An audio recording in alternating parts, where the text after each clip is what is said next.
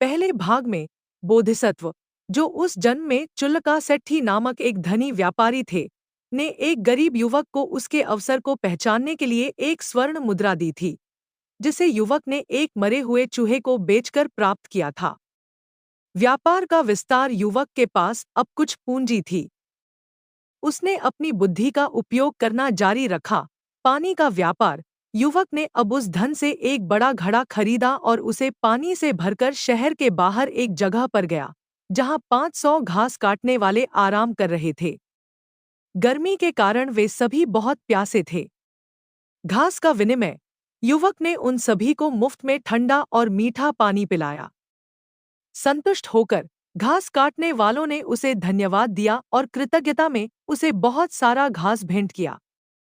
पशुचारा, युवक ने वह सारा घास एक व्यापारी को बेच दिया और उसे और अधिक धन प्राप्त हुआ। इस तरह उसने छोटी छोटी पूंजी को बढ़ाना शुरू कर दिया। उसने हर स्थिति का बारीकी से अवलोकन करना अपनी आदत बना ली। महाव्यापारी बनना और सेठ की पुत्री से विवाह। एक दिन युवक ने नगर के प्रवेश द्वार पर एक शोर सुना। उसे सूचना मिली कि समुद्री मार्ग से एक बड़ा घोड़ा व्यापारी 500 घोड़ों के साथ शहर में प्रवेश करने वाला है। युवक ने तुरंत अनुमान लगाया कि घोड़ों को खिलाने के लिए घास की भारी आवश्यकता होगी। बाजार पर कब्जा, उसने तत्काल अपने पुराने मित्र घास काटने वालों से संपर्क किया। उसने उन्हें थोड़े पैसे दिए और यह वचन लिया कि वे शहर में आने वाले घोड़ा व्यापारी को घास बेचने से पहले उसे सूचित करें और उसकी अनुमति लें। अवसर का लाभ, जब घोड़ा व्यापारी अपने घोड़ों के साथ शहर पहुंचा, तो उसे कहीं भी घास नहीं मिला। वह चिंतित हुआ क्योंकि उसके घोड़े भूखे थे। भारी मुनाफा, तभी किसी ने उसे बताया कि शहर का सारा घास एक युवक के पास है।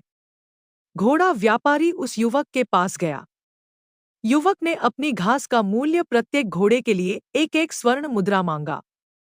परिणाम, घोड़ा व्यापारी के पास कोई अन्य विकल्प नहीं था, क्योंकि घोड़ों को तुरंत भोजन चाहिए था। उसने 500 घोड़ों के लिए 500 स्वर्ण मुद्राएं देकर घास खरीद ली। इस एक ही सौदे से युवक ने एक बड़ी संपत्ति अर्जित कर ली। कहानी का निष्कर्ष, चुल्लका सेट्ठी ने जब यह देखा कि उस गरीब युवक ने केवल एक सूखे तिनके से शुरुआत करके इतनी कम अवधि में इतनी बड़ी संपत्ति, बुद्धिमत्ता और सही समय पर निर्णय लेकर अर्जित कर ली है, तो वह बहुत प्रभावित हुए। सेठ ने उसे योग्य मानते हुए खुशी खुशी अपनी पुत्री का विवाह उस युवक से कर दिया। इस प्रकार युवक